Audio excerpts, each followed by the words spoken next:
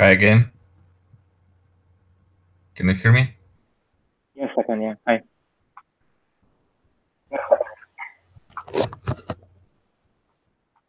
I'm just saying I can also record it from my side, just in case if you want. I'm recording now. So.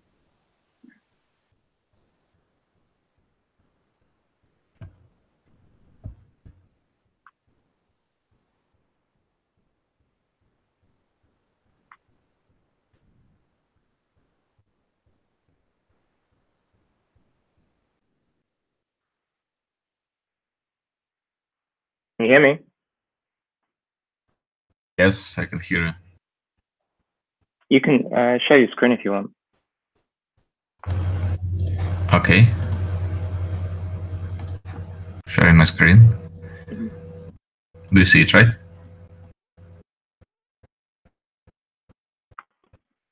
Do you see my screen, Patrick? Yep. Okay, so this link I'm using just to enter directly to our host. Mm-hmm. Here we can go to few things. First, if it's view details, Yeah. and we can enter the networking part with firewall rules. It's loading for a long time, always. Yeah. While it's loading, I can press Open vCenter and press Show vCenter credentials. Yeah. So here it's opening the vCenter. I'm copying the login and password. We can predefine those values if needed.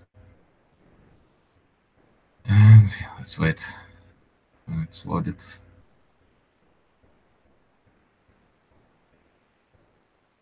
Okay. No need to enter password for now because I entered it already. So this is not needed anymore. Here, hey, why it's empty?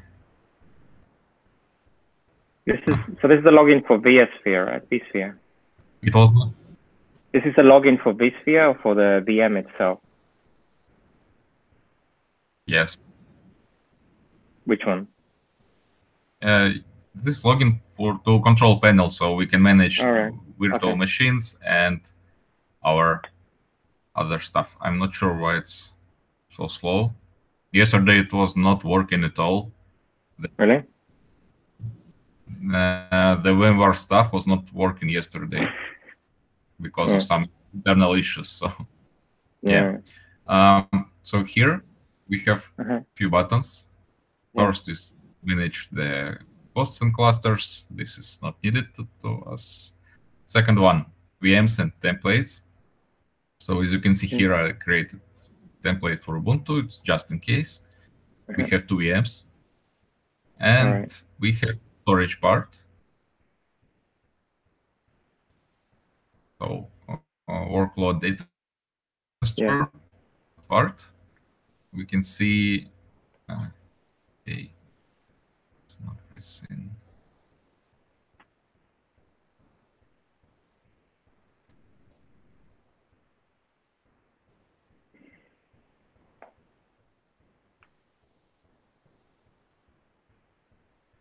Okay, here I created a directory called ISO, and I saved two images to install operating systems. Yeah. So yeah, that's mostly it. Right now, let's go to the Windows first. Let's go to Windows. Okay, so launch web console. Is that like the VNC console or the what's called the Windows remote desktop? Data center. It's data center. No, I mean the type of connection, because you've got web console and remote console. Is this is this like a VNC type window? Yes, yes. As you can see, it's like same thing. Okay, so yeah, as you can see, it's already prepared. Have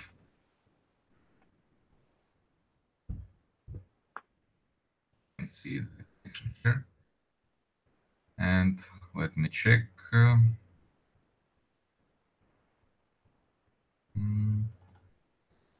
So first of all, we need to log in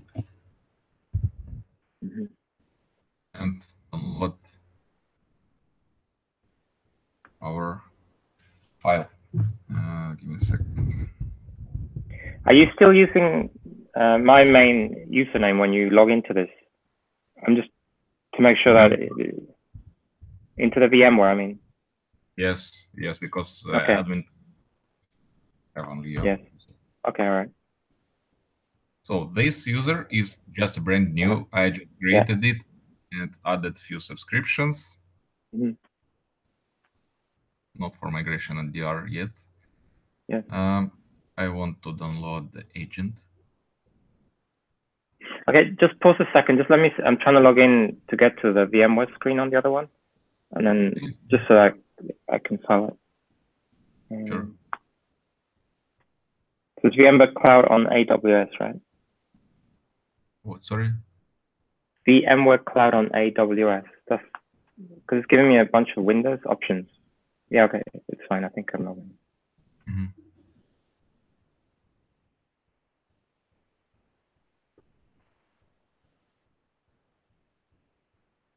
God, really slow.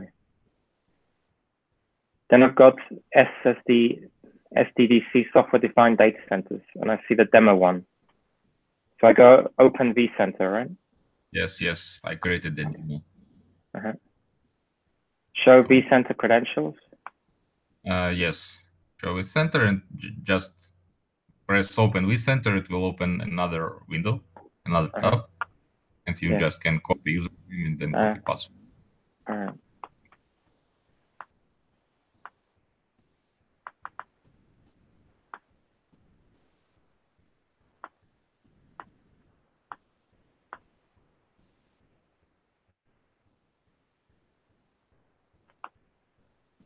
Okay, I'm there. So then I go to the images, STD center. You need to go to VMs and templates. Yes. Then workloads.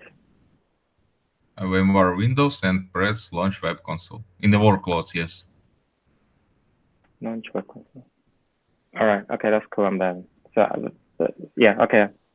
We can carry on now. Okay, you see, I already downloaded it. Yes. Yeah, I mean, I've done this I'm more familiar with because ages ago I was working on this. So you install the agent on the Windows machine. Yeah, let's install it and I will remove it later. Go on then. So I'll do it.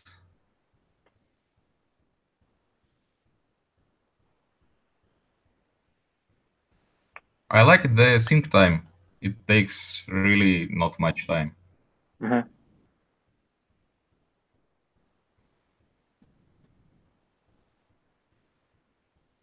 I think Geneva's pretty fast at the moment. So. Yeah, so this Chrome is not needed. Agent is installed. And just in terms of subscriptions, right? RAM, CPU, storage.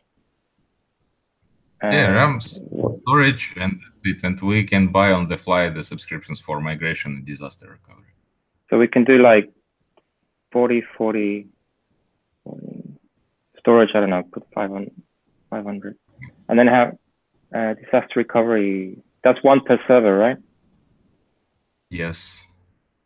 Okay, we can just buy 10 and 10 of those. And then data transfer, do we need? Put a whole bunch, 5 terabytes or whatever. Yeah. Okay. So we have one unassigned. Okay. Yes. Let's use disaster recovery for now. I'll buy one subscription for month.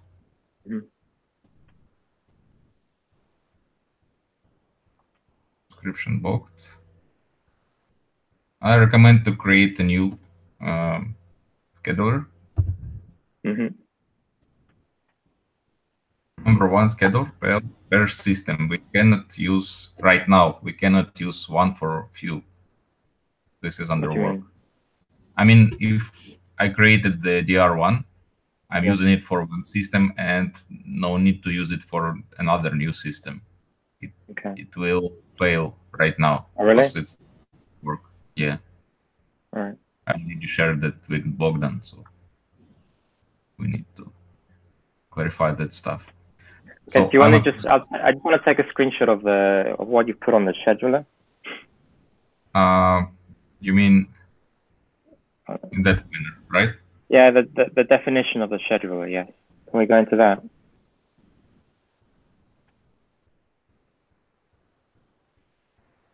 You know where you create a scheduler?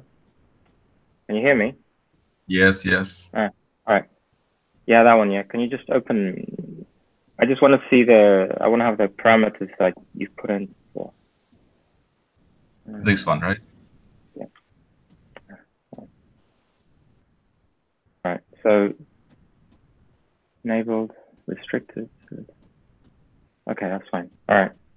Just default parameters. Yeah. So I'm applying it to DR. Yeah. Okay, it's using subscription. And I'm pressing start DR to not wait for 15 minutes. Yes.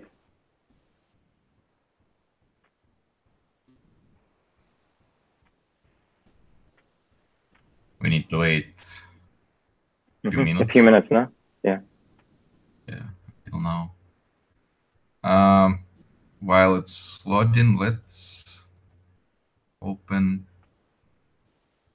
the view details. I just wanted to show you fast what I did here. Actually, a lot of different stuff for a first view.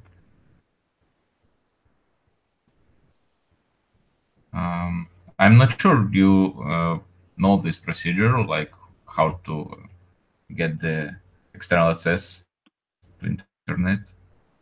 You mean in the Windows machine?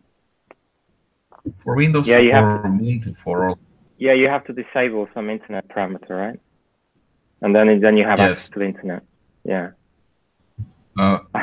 For years, I didn't know that there was a shortcut. I used to have to go into Explorer and disable every single option on Explorer. Drive me crazy, yeah. Okay, first thing we need to do when we deploy host here will be like get started button. And I just created the rule. I'll show you that created rule. Yeah, so this is the one. I believe. Yeah, so I just destination to vCenter. Sorry. I just set vCenter, destination, source any, and load everything. Yeah. And in that manner, I started to, like the control panel started to be reachable to me. Yeah. Then I requested public IPs for each VM. Yes. It's so slow, I don't know why. And I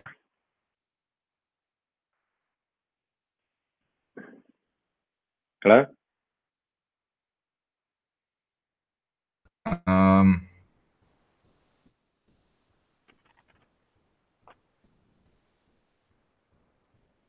So sync has started. Okay. And I think it will take maybe 10 minutes. All right. There's another thing I wanted to ask you. What, sorry? There's another thing. You know, did you work on this Kubernetes cluster in Riyadh? In Riyadh, no, it's by range, I believe. I'm familiar with Kubernetes, but I didn't work on the Riyadh.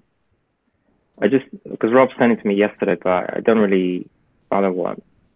I was just wondering if we can go through the email and I forgot yesterday to call Rennick and it'll be tonight, so.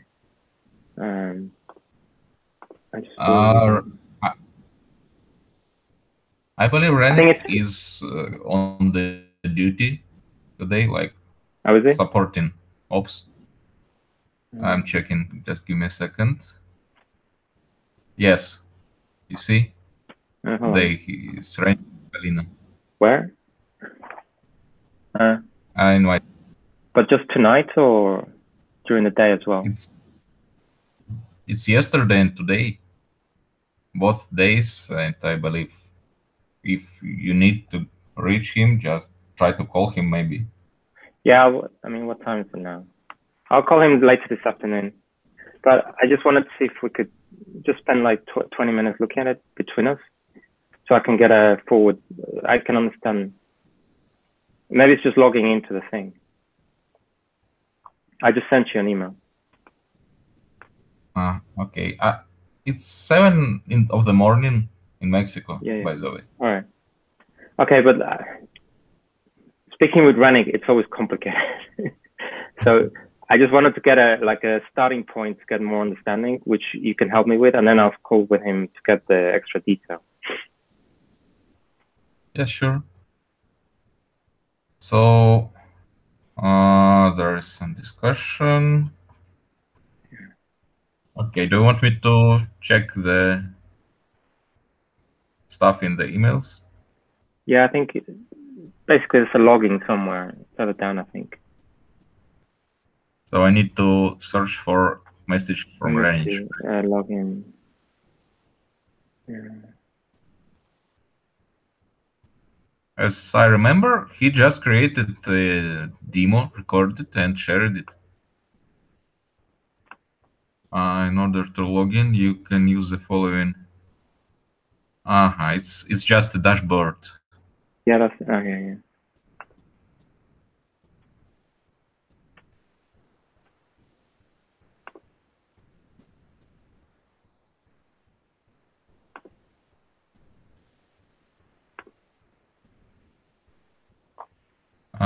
What is the need for us for now? You want to see the structure of the cluster? Yeah, just give me a bit of understanding of how it works, or like what the components are and things like that. Okay. Have you also opened the dashboard? Yeah, separately, yeah. But I'm looking at your screen. Okay. So we have different namespaces. Like, let me select all namespaces so we can see the stuff here. So what is here? You see namespace, you see cert manager namespace, kube system is kind of default, like Kubernetes system. And it's using it for managing its internal services. Here is kube dashboard. System. Okay. Yes, dashboard is deployed under kube system namespace. So this is the current dashboard we're seeing, right? What dashboard? Sorry. This is the current dashboard that we're using. This is what's running, what we're looking at now. This kube. Yeah, so we can use dashboard to see all the internal stuff. No, but what I mean, that dashboard is this dashboard. So this dashboard that we're using is the one that's reflected in that server, right? It's a global dashboard for all cluster, Kubernetes cluster. So yeah, but this is what's running on kube proxy or whatever it was, kube system. No, kube system is just a namespace for some of services. We have different services. We have different names. Yeah, but on this list we had a dashboard one, right? Here in deployment. The one you just showed me, you said this one. Yes. Kube. So what I mean is this CS Kubernetes dashboard is this dashboard that we're using. Yeah. Yes. All right. Okay. Fine. Right. So we can manage some stuff from this dashboard to see. I can delete, edit the deployments, services. Yeah. Let's go one by one. This is the whole cluster. As you can see, I press cluster, and we can see first namespaces. So Renich created one namespace called Renich blog. This is a label. We can use label for different resources. Yeah, like for grouping, no? What's our encryption? For grouping, the labels for grouping different resources together. And for applying some additional stuff. All right. So okay. we can say Kubernetes run that deployment on only specific nodes which have specific labels, and it will use only specific nodes. So here in the nodes, we can see which nodes do we have in the cluster. So nodes are kind of VMs right now, I believe. So this is different hosts. 1, 2, 3, 4, 5, 6. So we have 3 cluster nodes. Cluster, it's a kind of storage layer to run all the, how to say, it's using the cluster nodes for storing all the data from the cluster. So we have triple replication because we have 3 nodes, triple replication, and we will not lose data if one of nodes will disappear, one of cluster nodes. So yes, and the containers is Docker, right? That's what's used. It's using Docker, yes. Yes, okay. And each one of this is a Docker container. It's not a container, it's a hosts. We will these are hosts, sorry. All right. Okay. Yeah, you see here is a pods. Pod is a kind of not mix. Pod can consist of one container, Docker container, or more. Like 5 containers can be inside one pod. Let's go one by one, and we will go back to the pods. Sorry. Okay. Yeah. Yeah. So here is persistent volumes. Persistent volumes is creating and working on the cluster, which are to you. So persistent volumes created and accessible to all the pods which are running in the cluster. So we can create, let's say, container on node 8s0. On that node, we can create a container, and we can say use the persistent volume from this cluster, and it will use it from different hosts. So, yeah, we have different roles. This is kind of system thing. So, each deployment have each role. This is a storage class. You see clusterfs. This is also created for the storage interaction for the storage. Yeah. So we have overview. We should have some diagrams. Yes. So workload statuses. You see, we can see 33 pods running. 3 have of them succeeded. Like I believe it's they're not working, but they completed with their jobs. This is related to all namespaces. If I will set, let's say, kube system. So what's the definition of a pod again? Like it's a job that runs through a cron job, or? No, it's a set of containers. We can say, let's go to pods. So this is, this is dashboard pod. I enter. What's inside? It have labels. I believe it's using one image. Downloaded from the Docker Hub, I believe, or somewhere else. And yes, let's say it's just a container running on the node here. ETS2. It have its internal IP. Cluster is generating own IPs to manage the services. Replica sets, it's kind of, you see, 2 of 2. So we have 2 replicas for core DNS. So we can manage different stuff regarding the replicas. Controllers, it's about the replication. Stateful says it's empty. We have load balancing part. Here we can we have ingress called Cloud Sigma Kubernetes dashboard. This is how we get this dashboard. So we, by default, we cannot access any of the pods and services on Kubernetes. It should be configured. And this ingress control, ingress configuration is allowing us to use the name dashboard KTS through Cloud Sigma.com to read it. So we should know that DNS name. In as I'm doing with it, so I was using the ingress for different stuff, and I just add this is the cluster IP.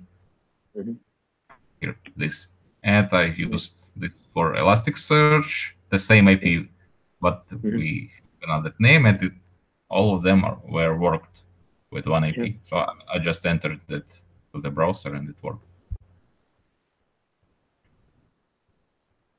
I don't have that deployment right now, so it will not work. So we have services. This is, again, the system services. Hikiti, for example, is cluster part. So it have its own API. We can use Hikiti to deploy and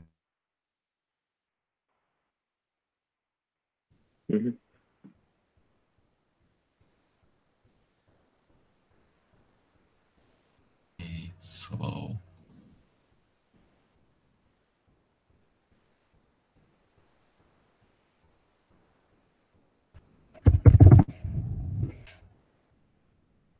I don't know why it's so slow.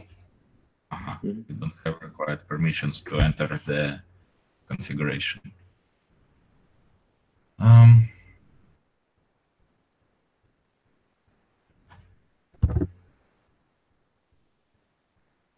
So globally, we can just see all the stuff running on the Kubernetes cluster, what is inside and what is the status. So everything is fine, everything is green, all jobs are succeeded. And the overview part is showing everything. So it have 3 internal jobs. Cert manager, it have, you see, the pods list. Yes, so as you remember, above we have succeeded 3 here. And in the pods, terminated, completed. So these are the succeeded ones. So one pod for dashboard, which is running. It's not showing here. So we can get also the usage for each pod, for each container. And it's not configured right now, but it's possible. And yes, so we have some cert manager webhook. I'm not sure, sorry, about what range deployed. WordPress. I believe it's simple WordPress deployment, right? So if you had to summarize the purpose of this deployment, okay, you're deploying WordPress, but what does the container thing do for it? Or the Kubernetes, like what's the extra functionality or purpose of it? First, replication, we can replicate it and to have it like a high availability. Second, we can run, let's say we have 3 nodes, each of is placed on different geographical position, like one in Europe, one in Australia, one in USA, and we can just manage to run that WordPress on one of the nodes, on all the nodes, and we can just do a lot of different things with managing with that service. Where should it run? And manage for what? What, sorry? What you said before. So manage for high availability, and what else? The managing that service globally. This is my understanding. we tested that Kubernetes is growing really fast. For example, we're using it for DTAS project, and we prepared the deployment of version 1.14 half year ago, 6 months or something ago. And now our version is obsolete because Kubernetes have more. Yes, so they have implemented a lot of different things, and new deployment is not working with the previous scenario. So a lot of things is changed, and for example, networking, which we used, it not safe now. I mean, there are vulnerabilities, and we just needed to deploy another option. Okay. This is just a short deployment part. I believe Renich can tell more about. Yeah, it was just to get a more, just like to understand what the different things are. So that's good. I'll call him later then and just get more information. Yeah. Oh, you see, it already synced 2 times. Okay. So we can just virtualize it now, or we can deactivate it and virtualize later. Let's say I want to deactivate the DR now. Yes, it's inactive. And I'm going to virtualize one of snapshots. I'm glad this version of Windows is working.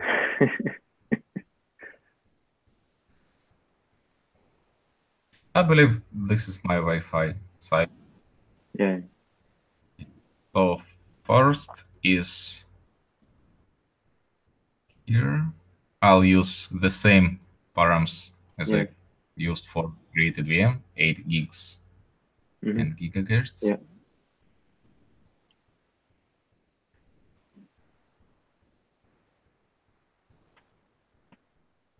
For Windows, it's working really fast, not as for Ubuntu. You see, we have a clone. It already cloned the snapshot, and it will attach it to VM once it's created. Yes, it's mounted. So it created VM, mounted the drive, and started it. Yeah, so it's working. Cool. And the password I've used is the default one as we're using for VMs. It's cloud, uppercase cloud 2019. In case you will need to log in. Just give me a second. I'll use it to log in to ensure. Yeah.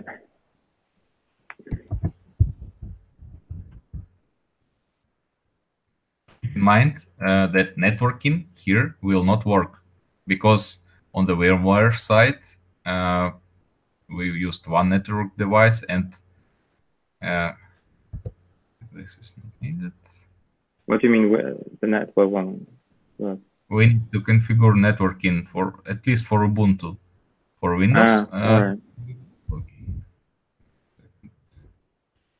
for Windows it works for networking. All right. Yeah. All right. Just use the DHCP and it's working. I was saying for Ubuntu we have different devices, like I have for my PC.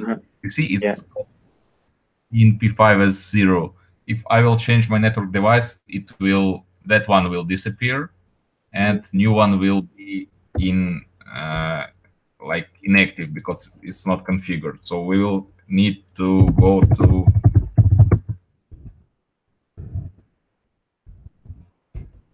the params and to allow it to run it here. I can show you Ubuntu right now. I'm not sure. Okay. Can you put it on a document, just like what we need to do for this networking, in case? Actually, we have it on the screencasts I created for Martin, but I can just copy and paste the things onto a sheet, into a doc, so that yeah. Okay, let's go with Ubuntu. Yeah, we can look at it now and then just put. If you want us to do it, we can just put the commands in the document. Yeah, I will share it with you just after the sure. The demo. So this is working. I just need to stop the virtualization.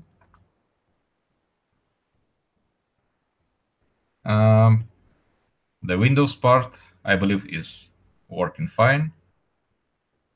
Just let me go and uninstall the agent from Windows, so we could use another one. Yeah. I just need to stop for 2 minutes. I'll come back, yeah? Just give me a second. Yes, okay. All right.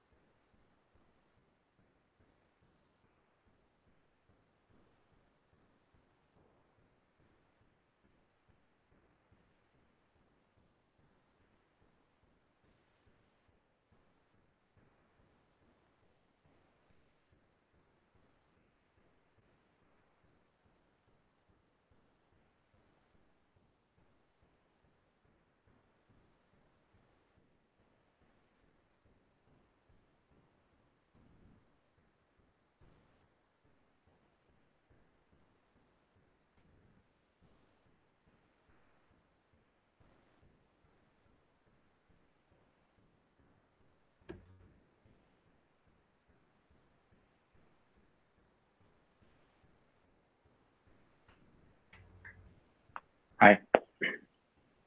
Yes, I'm here. Yeah. I can see your screen. You can see my screen, right? Yeah. Okay. So I'm connecting to Ubuntu. Here is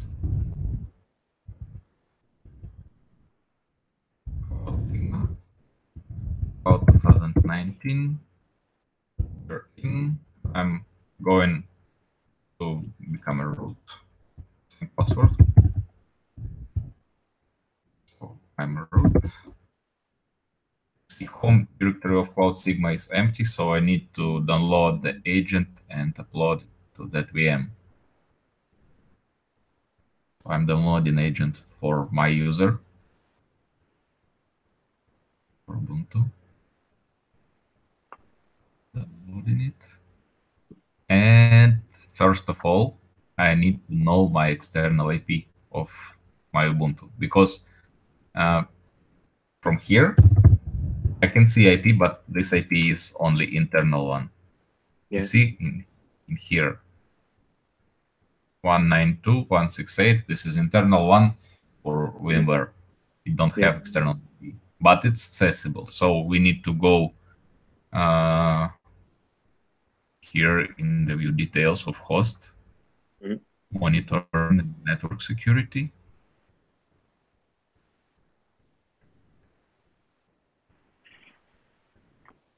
And public IPs. So I created one for Windows and one for Ubuntu. For Ubuntu, we have that one. So I have that agent here. I just downloaded it. I will copy it to VM 32.121.38 home directory.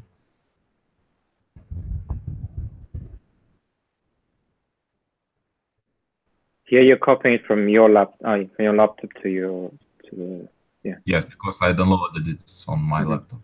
We cannot download to Ubuntu directly because it don't have. So it's downloaded already. Yeah. Here you see migration agent, and all packages required are already installed. So just need to -i migration agent deb, and it's generating the modules.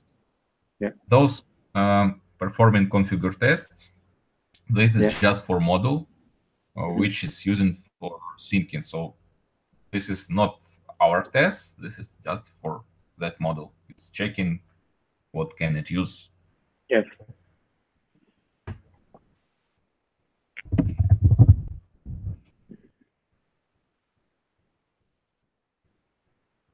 And you've installed the other stuff already, right? Because I remember that there was some pre-things you need to install on Ubuntu.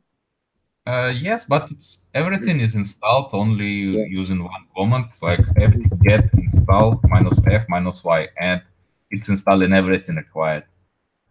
All right, okay. We're running command dpkg -i migration agent, and it says failure because we need more. It requires some packages. You just enter that command, and it will install everything. Oh, really? All right. No need to install step by step, one by one. Right. So this model is... So even though it's already installed, we can run it and it just checks and shows it's installing again. Everything will be installed. So actually, we are speaking to have both systems in an assigned. So I can just prepare everything and no need to upload those configs and to waste time on that. Well, we might want to show for one or the other to install the agent. I can prepare the agent for Ubuntu, so you no need to copy to the terminal. For Windows, you just can. Okay. So, but if we install it from another account, it's removed. I will remove the current one, and we will use the one. I think Rob's will be here in about 3 hours, so I can probably, I'll find if he wants to do it his account or some other account, and I can just send you the details. Yeah, as you can see, we can name any account to the RDIM or something. So we Rob be busy, we can use another. All right. Now, what I mean is, if you've used one account and you've installed it, for example, Ubuntu, because I know Windows probably easy to remove, we can remove it from that account and install a new version of it. Or do you just install a new version and overwrite the old one? You mean the new version of Windows? No. The agent, the Ubuntu agent, right? We're installing it now. But if we want to use the agent from a different account, do we have to deinstall it and then install the new one, or we just install the new one and it overwrites the old one? It will overwrite for Windows. No, for Ubuntu. For Ubuntu also, they cannot work in parallel. So one is but what I mean is, but do you need to uninstall it, or you just install the new one and it updates it? I'm using... let me show you.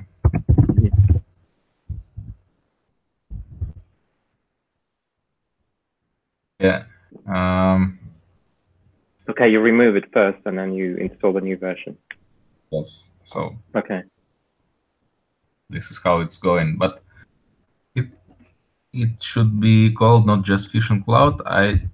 The working command will be apt-get remove Fission Cloud and start. It will remove everything started with Fission Cloud. All right. Okay. So you see, found it, and no problem. I don't think we need to sync Ubuntu now. If you want, we can. No, we don't. No, we don't need to. No, that's fine. No need. Okay. Look, one more thing. Let me just remove the agent here. Uninstall begin, and just a few seconds. We have working feature when system have no syncs. So it's just appeared, didn't sync, and we can. Yeah. I don't know why this delete button is not active. We need to have it in the DR or migration part. When we assign it to one of them, we can delete it if it have no jobs. So what? Go back. What were you saying? I mean, it's an unassigned, yeah. It's an unassigned, yes. But if I will assign it to one of schedules, and there was no sync, there was no recovery points, we can delete it. Really. But yeah, as you know, Bogdan have Jira to be able to delete all. Yes. So under work, I believe. Okay. So yeah, the agent was deleted, and I will remove that file. Give me a second. It's running outside, and I put some clothes. 1 sec. Oh, no problem.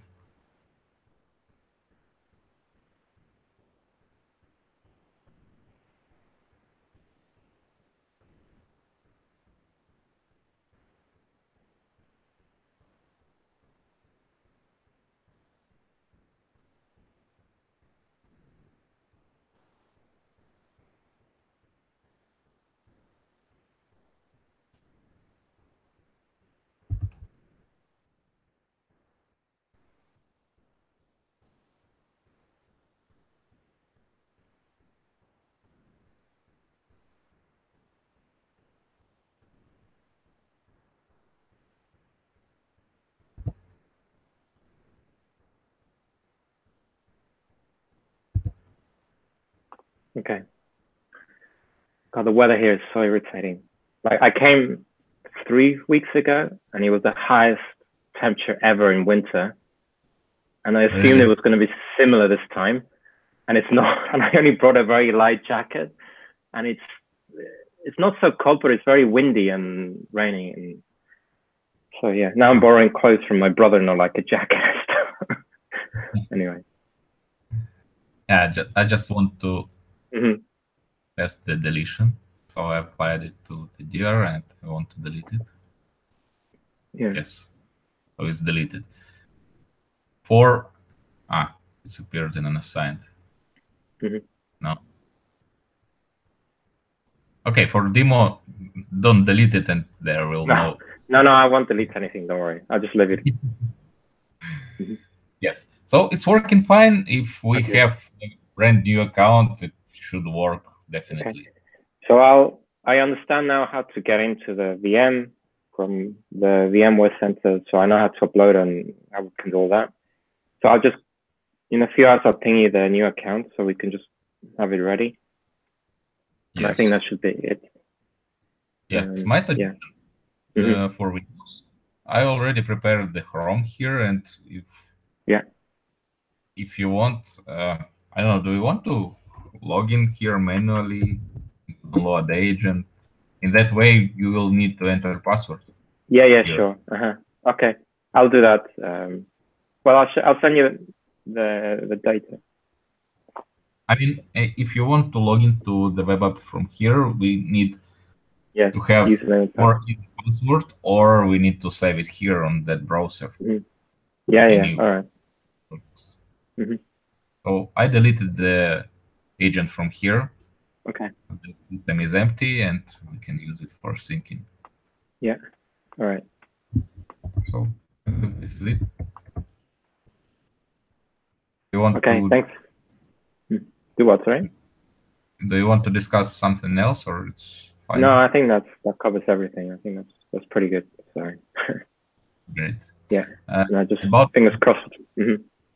About tomorrow, did you check I'll tell time? You. Yeah, I think it's in the afternoon, but can I let you know when he arrives? Because he was literally getting on the plane, so I didn't get a chance to speak with him. Okay, so I'm planning to stay home after the noon tomorrow. Yeah. Okay. I'll give you a call. I'll confirm you like in a couple of hours. Yeah. Once I've spoken to him. Okay, sure. I'm nearby. All right. Thanks a lot, Sergey. Sure. I'll speak to you later. Bye for now. Yeah. See you soon.